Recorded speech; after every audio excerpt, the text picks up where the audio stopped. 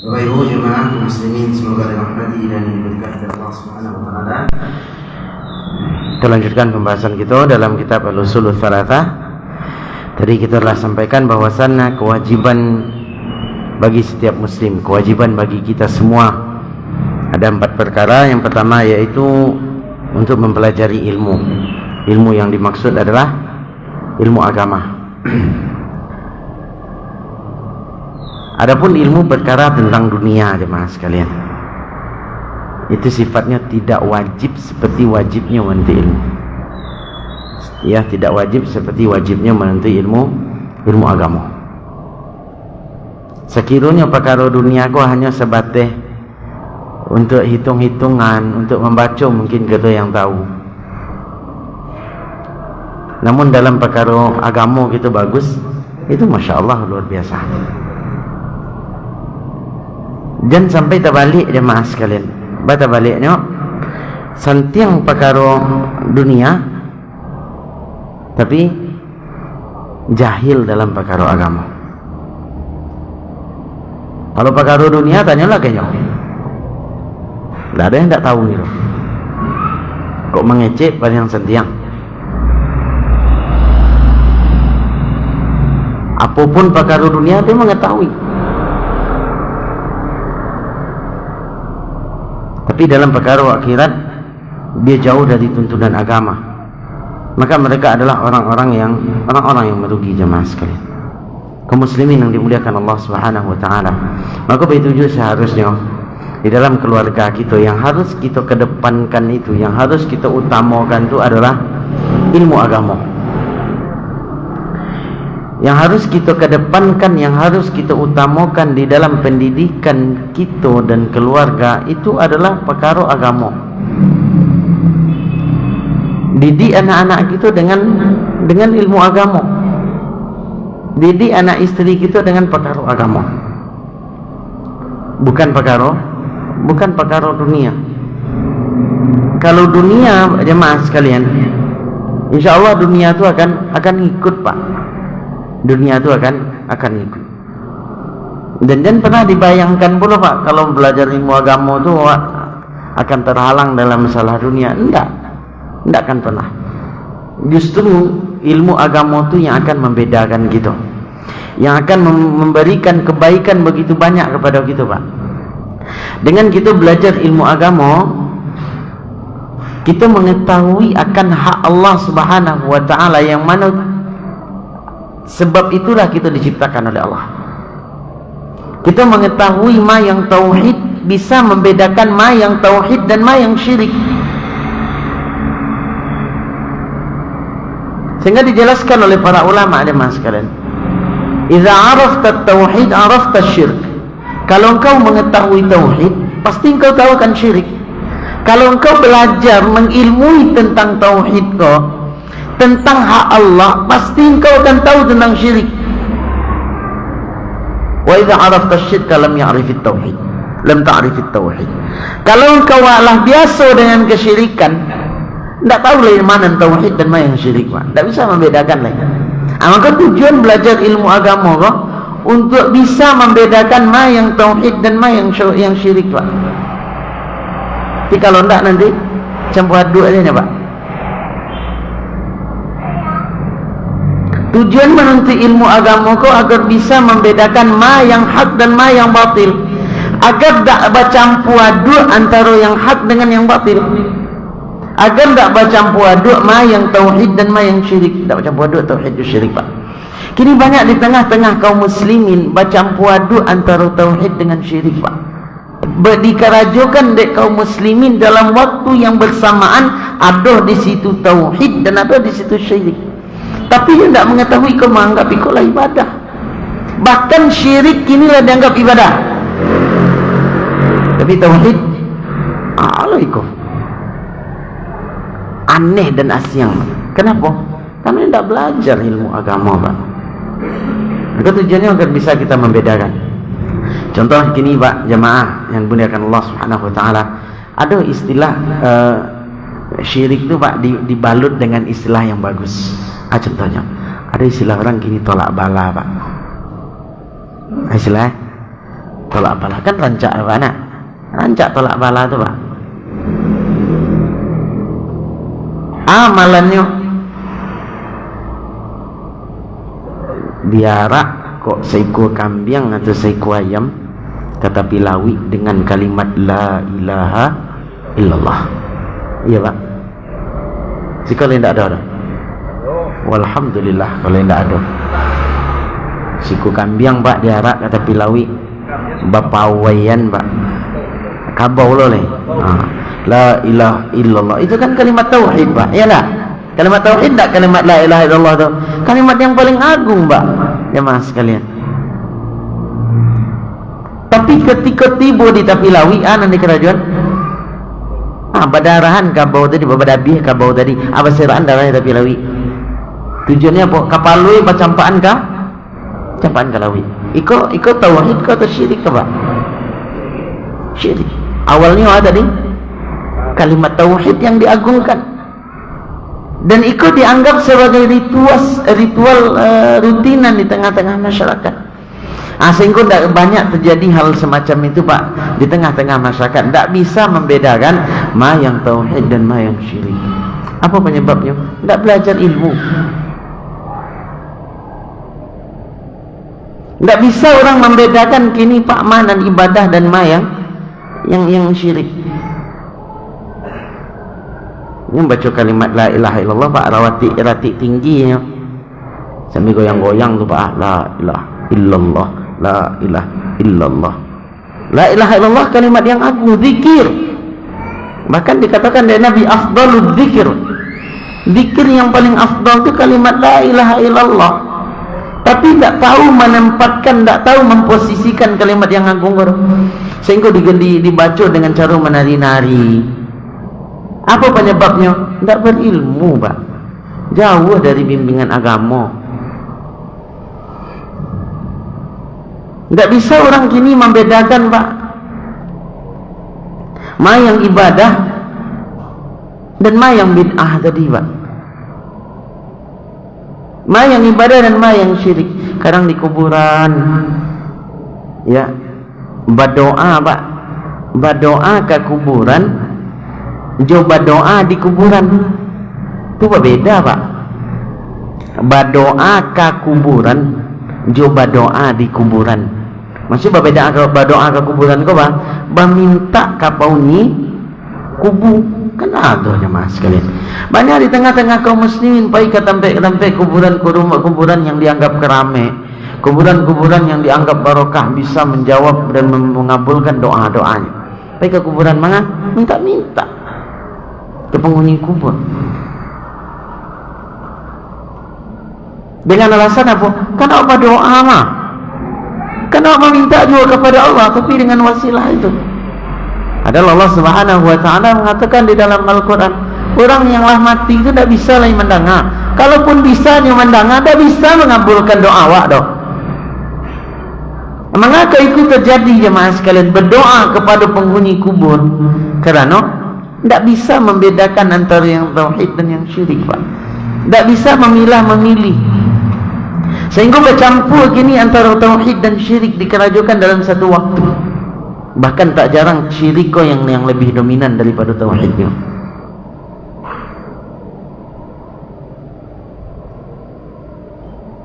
Tengah-tengah masyarakat pun demikian. Kadang baca Yasin pak. Waduh, larang-larang orang baca Yasin. Mal Quran mah cie huruf cie 10 pahala. Berdalil dengan itu, tapi tidak bisa memposisikan dan menempatkan bilanya dibaca, untuk anya dibaca. Apa penyebabnya? Karena jauh dari ilmu pak. Maka tujuan terbesar dari ilmu kau jemaah sekalian adalah untuk mengangkat kejahilan, kebodohan dari diri awak. Dari tidak tahu awak menjadi tahu. Bisa awak merinci cie-cie pak.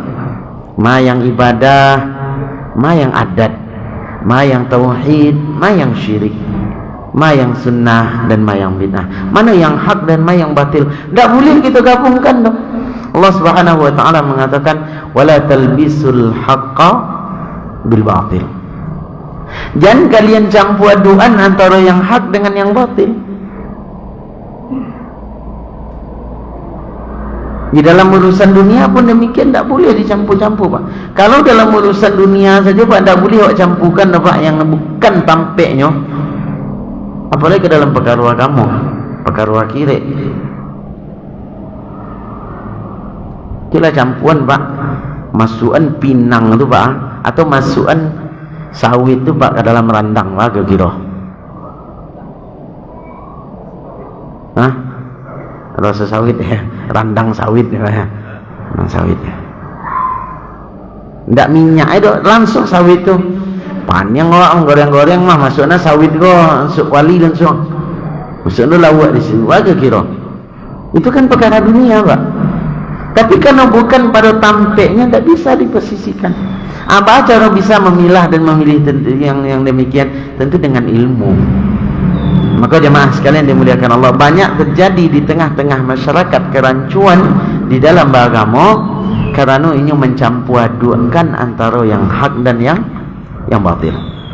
Sehingga kadang kalau diingatkan Pak, hamba kau ikut di kerajaan kau, mau berdoa orang mah, mau baca Al-Quran orang mah, mau berzikir orang mah. Iya, berzikir. Bahkan tak jarang pula ustaz-ustaz Pak, para da'i-da'i yang mengatakan demikian. Masa orang berdoa tak boleh,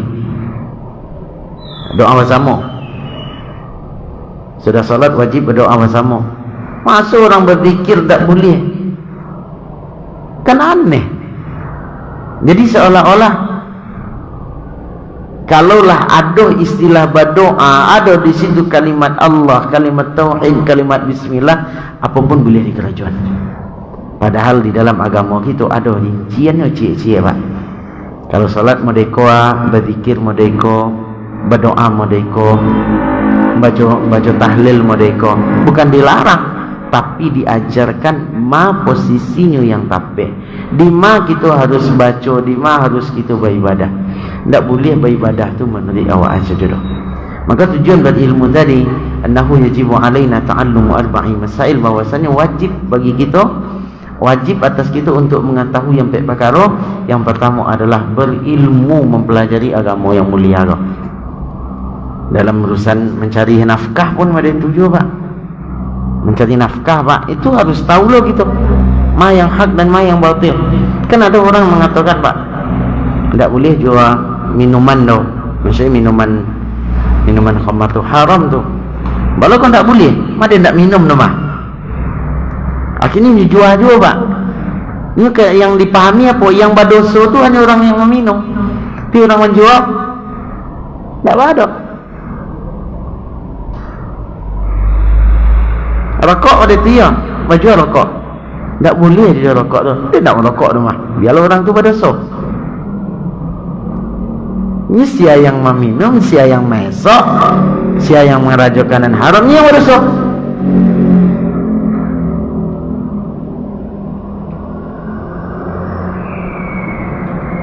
Padahal Allah Subhanahu wa taala mengatakan dalam Al-Qur'an, wala ta'awanu 'alal itsmi wal 'udwan, jangan kalian tolong menolong di dalam perkara dosa dan permusuhan. Itu kan bentuk tolong menolong, memfasilitasi kaum muslimin untuk mengerajakan, untuk mendapatkan perkara yang haram tadi. Orang kini mencari nafkah dengan yang haram, bergoyang-goyang, berjoget-joget. Itulah dapat mata pencarian di kami ini katanya. Kenapa? Tidak bisa membedakan ma yang halal dan ma yang haram. Tidak bisa membedakan ma yang hak dan ma yang batil. Segala bercampuran dulu Pak. Jemaah yang dimuliakan Allah Subhanahu wa taala, kita ingatkan kembali fungsi terbesar atau kebaikan mempelajari agama adalah untuk mengangkat kejahilan atau kebodohan dari diri kita, supaya kita tahu ma yang hak Allah tadi, ma yang dilarang oleh Allah, ma yang halal dan ma yang haram. Mungkin yang bisa kita sampaikan. Kita baru masuk perkara yang pertama, insyaallah pertemuan berikutnya kita lanjutkan perkara yang kedua dan seterusnya. Allah taala alam bisawab. Sallallahu ala nabiyina Muhammad wa ala alihi wa ashabihi ajma'in. Walhamdulillahirabbil alamin. Silakan bagi jemaah sekiranya ada yang kabarnya, kalau bisa kita jawab, kita jawab.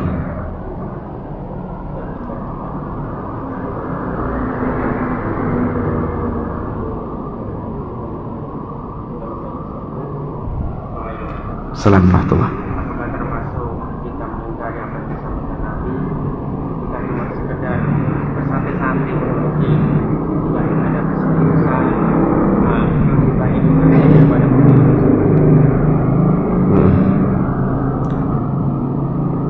Jazakallah khairan.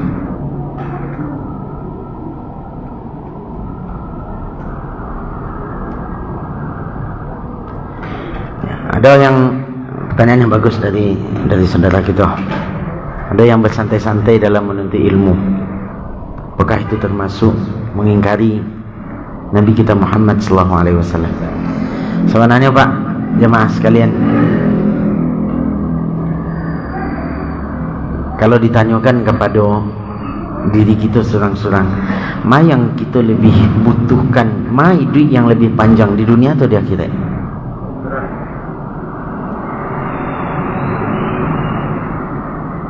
Mana yang lebih panjang? Iyalah sana. Ayah mau mati lah atau 80 tahun. Ayah. Soal 80. Semua ayah pun dah sampai 40 tahun. Sampai dah. Berarti perkara yang lebih lama itu adalah perkara akhirat. Kira-kira kalau perjalanan yang lebih lama akhirat, Pak. Yang Allah Subhanahu wa taala mengatakan dalam Al-Qur'an, satu hari di akhirat itu 1000 tahun di dunia.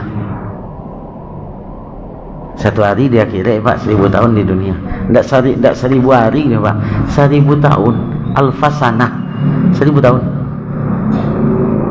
Berarti kan panjang kehidupan di akhirat itu. Kalau perjalanan panjang, kehidupan yang panjang, butuh bekal yang banyak atau sedikit? Butuh bekal yang banyak, jemaah sekalian. Tapi kenapa orang menyibukkan diri dengan dunia, bahkan tidak tahu dengan halal dan haram? Ambo bukan sedang mengatakan tidak boleh mencari dunia. Silahkan. Kadang ada pula di tengah-tengah kaum muslimin, ketika ditanyakan banyak menuntut ilmu panjang, sembahyang panjang, dunia di akhirat itu harus seimbang. Kan ada yang mengatakan demikian, dunia akhirat itu harus seimbang. Padahal Allah Subhanahu wa taala katakan dalam Al-Qur'an, Pak. Allah katakan di dalam surah Al-Qasas ayat yang ke-77.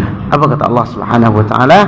Wabtaghi fima atakallahu ad-daral akhirah wa la tansa nasibaka minad dunya. Dan carilah oleh engkau apa yang telah Allah berikan kepada engkau dari perkara akhirat. Tiba ibadah, Pak. Carilah, gapailah ibadah kepada Allah tu, karena itu bekal untuk akhirat nanti. Kemudian kata Allah, wala tansa nasibaka minad dunya. Tapi jangan lupa ada bagian engkau di dunia. Berarti dalam ayat kau, Pak, mana yang harus kita utamakan, akhirat atau dunia? Akhirat. Akhirat, Pak. Okeylah kalau tadi ada yang mengatakan, oh dunia akhirat itu harus seimbang. Iyalah sebenarnya seimbang. Cari kehidupan nak sehari-hari. Mana banyak kita kerajakan perkara dunia atau akhirat? Taruhlah kini kita ambil, Pak, dan seimbang tadi itu, berarti kan 50-50. Kalau ada lagi waktu 24 jam di Allah, berarti kan 2 balik untuk akhirat, 2 balik untuk dunia. Kira-kira dari pagi, Pak, sampai malam, mana banyak kita kerajakan dunia atau akhirat? Orang yang mengejar itu betul, Pak. Ambo, Pak? Tak orang yang oh, dah.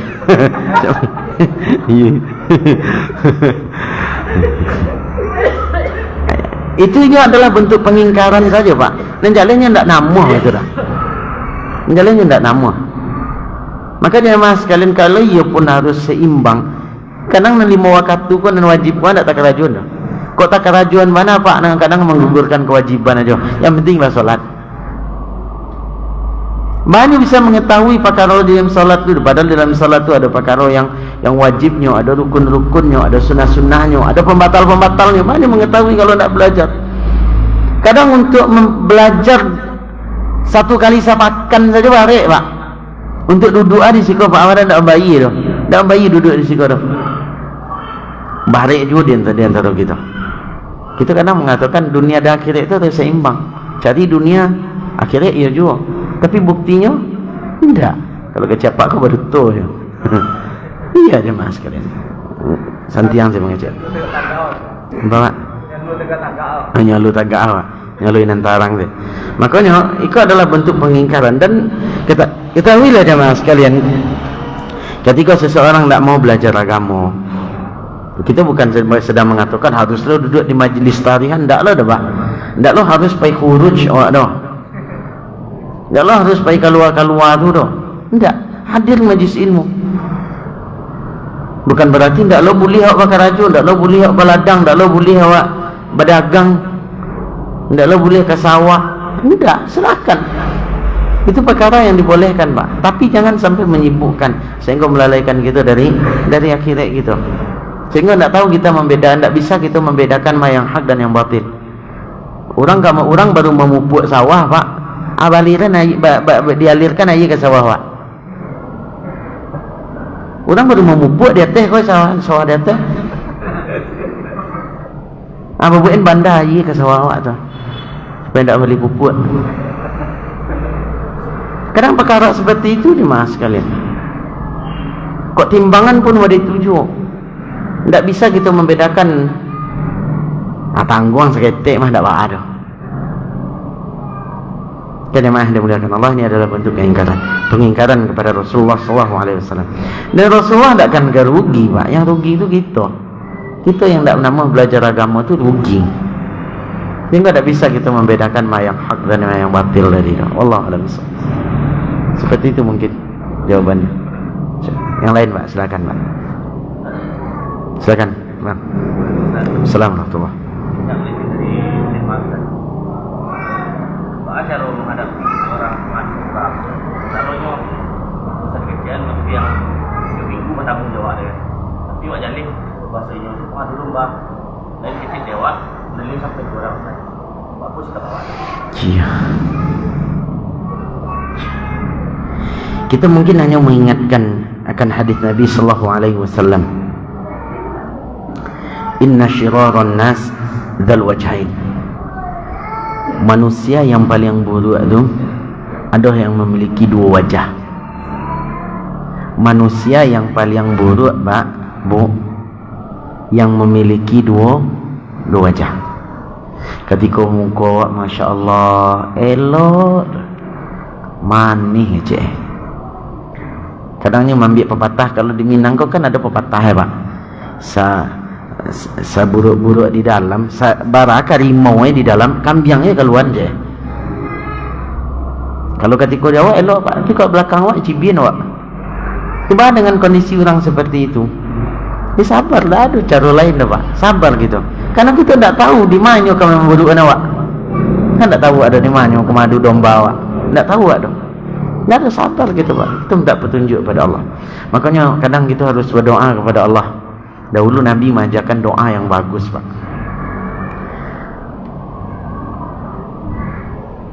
Tak ada papan tulis. Allahumma inni a'udzubika min jaris su'.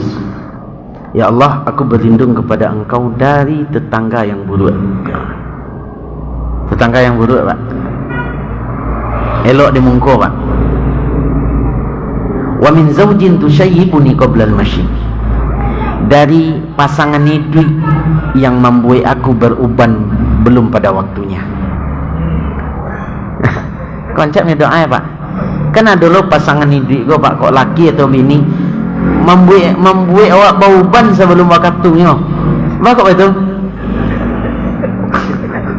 Itu doa Nabi, Pak. Dia banyak pikiran, Pak. Kalau dah pulang tu dia menyamak tu. Itu diajar oleh Nabi, Pak. Kan memang ada. Ya bukan berarti nak lakukan dan lakukan dan merasa loh. Tapi memang ada, Pak, makasihnya apa? Ada pasangan-pasangan itu yang apa ya?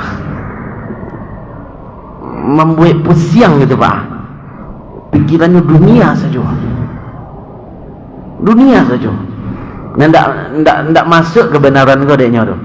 Berana kan di pasangan tak masuk dia tu. Sehingga membuat pasangan, membuat suami atau membuat isteri itu lebih apa ya, capek tua tu lah. Capek tua, Pak. Panjang pikiran. Acak sasangok kadang. Wa min zawjin tashaybuni qabla al-mashib wa min waladin yakunu alayya rabba. Dari anak yang menjadi raja bagiku, anak yang berkuasa atasku. Itu bagus doa, dihafalkan, Pak. Kadang anak kan yang buat panjang ya, Pak. Minta iko sesuai dengan firman Allah Subhanahu wa taala. Ya ayyuhalladzina amanu la tulhikum amwalukum wa auladukum an dzikrillah. Wahai orang-orang yang beriman, jangan sampai anak-anak engkau dan harta engkau membinasakan engkau dari zikir pada Allah, menghalangi engkau dari berzikir pada Allah. Wa min syai'in wa min waladin yakunu alayya rabba wa min malin yakunu alayya azaba, dan dari harta yang menyebabkan aku diazab. Wa min khalilin ainuhu tarani wa qalbuhu yar'ani, dari teman yang buruk, matanya manis kawan, ainuhu tarani mencalik kawan, tiap sabanta awak dipantau pak, wa qalbuhu yar'ani, sedangkan hatinya senantiasa dan cari-cari kesalahannya. Kan memang ada orang yang model itu pak, itu orang yang Nabi berlindung dari yang model itu. Jangan sampai ada di antara jemaah termasuk orang yang model itu. In ra'a hasanatan dafanaha wa in ra'a sayyi'atan adza'aha. Kalau kawan buruk tu nampak nan baik dia awak, ni suruhan pak, bosawannya menyuruhannya. Pikuk nampak nan buruk dia awak, tu ni gambar-gambirkan pak, ni viralkan, ni sabik lepas tamu je orang. Itu tersabik nan buruk tu. Pikuk nan baik tadi, anda ada nan tersabik cik ada. Nabi berlindung dari kau. Maka di antara jamaah jangan sampai ada masuk ke dalam doa Nabi tadi, yang Nabi berlindung dari keburukan-keburukan. Di solusinya memang sabar gitu, harus sabar. Karena tidak bisa gitu mencegah muncung orang tu pak. Cukup kita aja cegah muncung gitu. Ingat, yang berlaku suku madu domba di dalam kubur lah dia azab pak. Hadis yang kita sampaikan tadi, ya, orang dalam kubur yang diazab salah satunya ada apa? Karena yamshi bin namimah, dahulu di dunia suka madu domba, suka memburuk-burukan orang. Wallahu a'lam bishawab. Yang lain?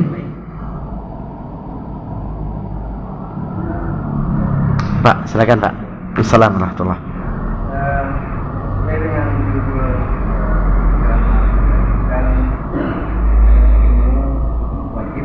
Ya Pak.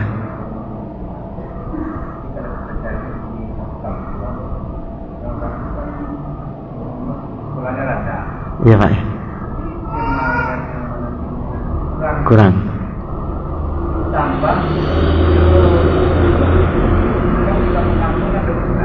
Ya Pak.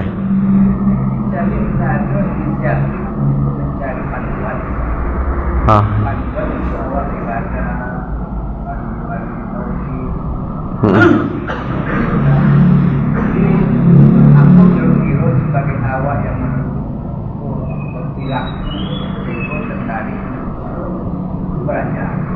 Ya.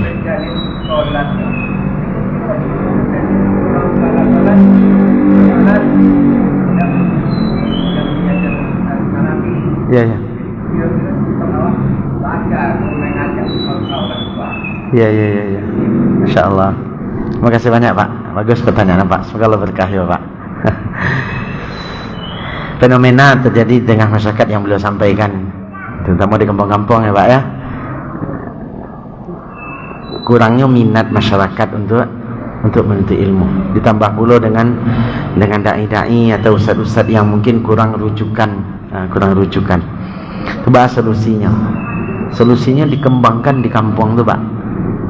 Di antaranya mungkin ada jangka pendek, ada jangka panjang. Jangka pendek mungkin diadakan kajian-kajian Pak, dengan mengundang mungkin ustaz-ustaz yang mungkin mereka paham, untuk bisa mengadakan kajian di masjid-masjid. Itu pertama, itu jangka pendek. Jangka panjang Pak, disekolahkan anak-anak itu Pak. Disekolahkan anak-anak itu kepada pondok-pondok pesantren yang jelas akidah dan pemahaman baiknya. Itu solusinya. Kemudian bisa juga dengan menyebarkan buku-buku Islam Pak. Itu solusi Pak. Mungkin seperti kita pajang, seperti Siko kan ada buku-buku. Tiko dari dulu di dalam plastik kan nampak deh boh. Mungkin sudah membaca basuruan balik se plastik, mungkin begitu. Ya, alhamdulillah, mungkin seperti itu salah satu solusi Pak. Jadi kalau sekiranya setidaknya Pak di buku itu gitu kan bertanya ke buku sekiranya kita tidak tahu perkara itu kan, insya Allah di buku itu ada mungkin Pak. Kau penjelasannya kau hukumnya kau ternyata selama ikut yang kita kerajakan menyelisih agama. Itu mungkin di antara solusi yang bisa kita berikan mungkin Pak.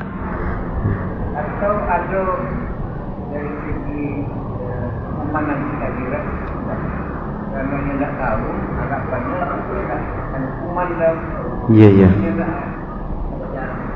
tak tahu. Iya, iya. Bagus Pak, bagus. Jazakallahu khairan, makasih banyak Pak. Sebenarnya jemaah sekalian dimuliakan Allah, tugas kita kok Pak adalah mengamalkan sesuatu yang kita ilmui. Tugas kita pertama Pak. Kalau kita tidak berilmu tentang sebuah amalan tu, maka tidak wajib kita mengamalkan. Makanya nanti di dalam kitab kok Pak ada pembahasan gitu, al-ilmu qabla al-qawli wal amal. Ada Imam Bukhari membuat dalam sebuah kitab hadis beliau mengawali kitab hadis itu dengan babul ilmi qabla al-qawli wal amal. Berilmu sebelum berucap dan beramal. Berarti kewajiban kita adalah sebelum kita mengamalkan harus berilmu terlebih dahulu. Nah, kalau kita beramal tanpa ilmu, ada ancamannya Pak. Apa ancaman pertama? Amalan kita tidak diterima. Itu Pak. Bahkan Allah katakan di dalam Al-Quran Pak, di dalam surah Al-Kahfi Pak. Nanti silakan Pak cari. Di dalam surah Al-Kahfi ayat nan kasarati hampe. Ayat nan kasarati 3 Pak. Apa kata Allah Subhanahu wa taala? Qul hal nunabbiukum bil akhsarina a'malah. Maukah kalian kami kabarkan tentang orang-orang yang merugi amalannya? Ini beramal ke Pak, tapi rugi Pak. Tidak untung, kau lah kau untung. Kau nanjankan untung Pak, kau pokoknya nanti randam. Kemudian kata Allah, yaitu alladzina dhalla sa'yuhum fil hayatid dunya wa hum yahsabuna annahum yuhsinuna sun'a. Yaitu orang-orang yang dahulu ketika di dunia mereka semangat beramal Pak. Ya, orang yang sia-sia perbuatannya dalam kehidupan dunia, sedangkan mereka mengira mereka telah banyak beramal.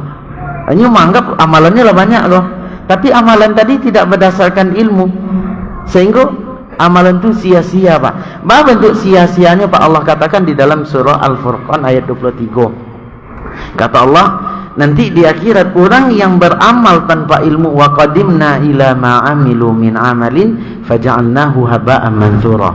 Nanti di akhirat seluruh amalan kita Pak akan ditampakkan di Allah. Di akhirat nanti akan dihadirkan amalan kita tu, nampak bentuknya Pak. Kalau kini kan tak nampak bentuk pahala dia Pak dah. Kalau nanti ditampakkan Pak. Namun orang-orang yang beramal tanpa ilmu, amalannya itu faja'alnahu haba'an manthura. Amalan yang menggunung tadi, yang banyak tadi, yang dianggaplah banyak, itu kami hancurkan seperti debu yang berterbangan. Seperti apa kok dia buat kabui Pak. Debu kok di jalan-jalan kok kan banyak debu Pak, berterbangan. Kira-kira amalan tu bermanfaat tak? Bisa tak kita mengumpulkan debu tadi Pak? Tentu tak bisa. Seperti itu akibatnya Pak. Akhirnya rugi Pak. Gitu. Jadi itu juga ancaman juga bagi orang-orang yang beramal, berdakwah namun tidak berdasarkan tuntunan. Berdakwah hanya menurut kemauan masyarakat. Itu bahaya. Gitu. Wallahu a'lam. Makasih Pak. Semoga Allah rahmati ya Pak. Yang lain silakan jemaah sekalian.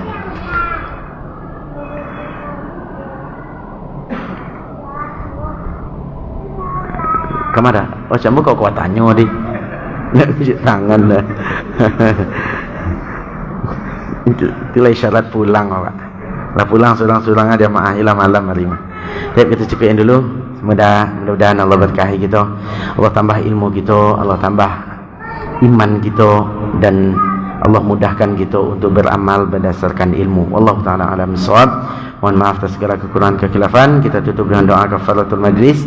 Subhanakallahumma bihamdika asyhadu an la ilaha illa anta astaghfiruka wa atubu ilaik. Assalamualaikum warahmatullahi wabarakatuh.